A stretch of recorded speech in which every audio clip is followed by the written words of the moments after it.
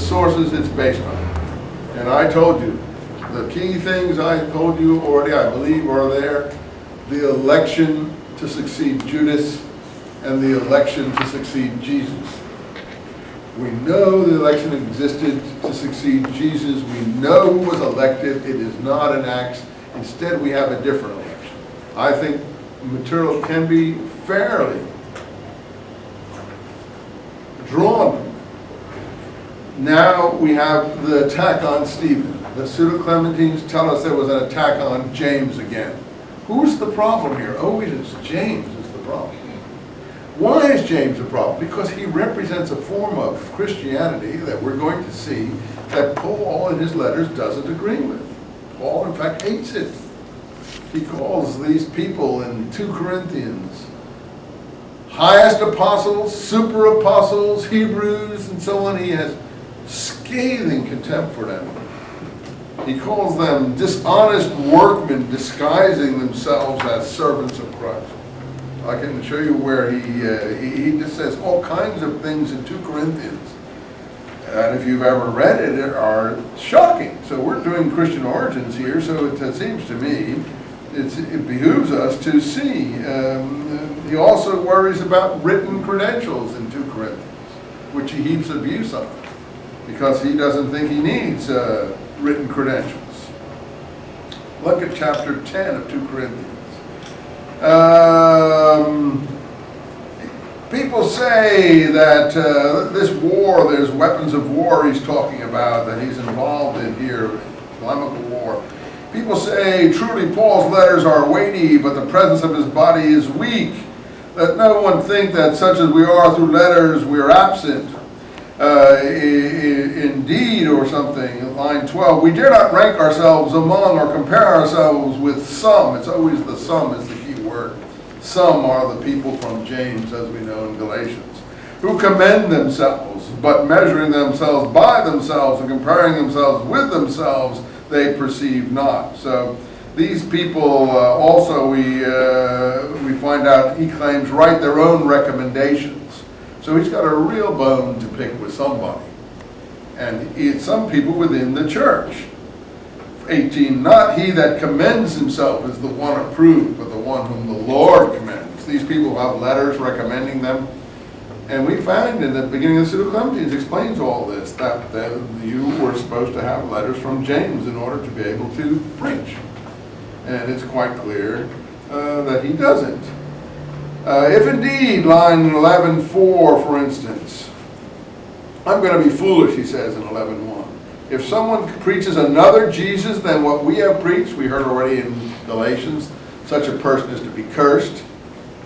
And you receive another spirit than the one you have received from us, and another gospel. And he obviously doesn't say what you should do with it, but it's obviously a negative statement. And then he shows what's on his mind. I am not behind the super apostles, the highest apostles, apostles of the surpassing degree, however you want to call that in any way. The truth, line 10, is in me. I'm not just boasting, and all the work I've done here in Achaia, meaning Greece, where he met this Stephen, is the first fruits of Achaia, remember? Do not I love God? God knows. He's very sophisticated. Loving God is the piety commandment, the first of the 2 love commandments. Loving God is piety towards God. Loving your fellow man is righteousness towards your fellow man. Look, I love God, so that I may be cut off, he talks about, because cutting off was what Essenes did to backsliders. For such ones are false apostles. There's where he uses the word pseudo-apostles. Dishonest workmen, lying workmen, who transform themselves into apostles of Christ. So these super apostles, it sounds like, are really liars and cheats and dishonest people. They make believe they're apostles of Christ, and they transform themselves. But is it any wonder that Satan can go around and make himself look like an angel of light? These people who make believe they're like people of light. And it's no great thing that his servants, meaning Satan's servants, transform themselves into servants of righteousness. So these people are going around claiming to be servants of righteousness when they're in fact certain Satan's servants. But their end shall be according to their works. But he's not very loving. He's full of jealousy, contentiousness, polemics. Now that's not an unfair thing to say. If you feel that's not fair, I mean, anyway, he's going to go on boasting. Look, I may be a fool, but I can't stop boasting you. And then he tells you, line 22, who these people are. Hebrews, are they?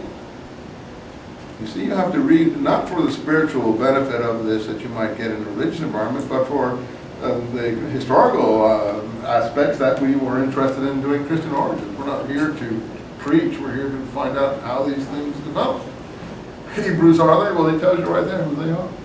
These are super apostles who are Hebrews, and he doesn't like them.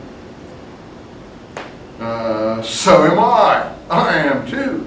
Are they Israelites? So am I. Are they of the seed of Abraham? So am I. Are they ministers of Christ? Look, I shouldn't have to say this. Yeah, so am I.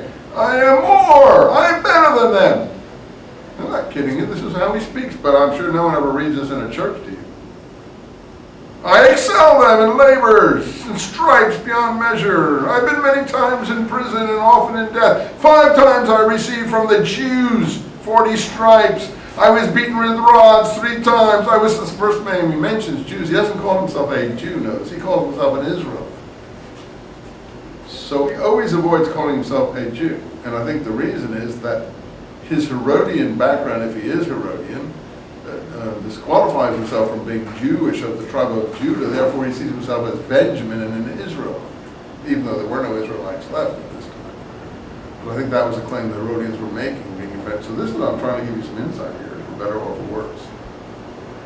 I was beaten with rods. I was shipwrecked 3 times. I passed night and day in the deep. I've been in travels, in dangers, in river, in dangers of robber, in dangers of countrymen, in dangers from heathen, in dangers in city, in dangers in the desert, in danger in sea. Come on now, this is not a very controlled person, is it? If I started talking to you like that about my past history, you'd probably want to put me in the loony bin, actually. Maybe it's all true. I've been in toil and hardship, out in toil and sleeping and fasting, cold, naked, and so on and so forth.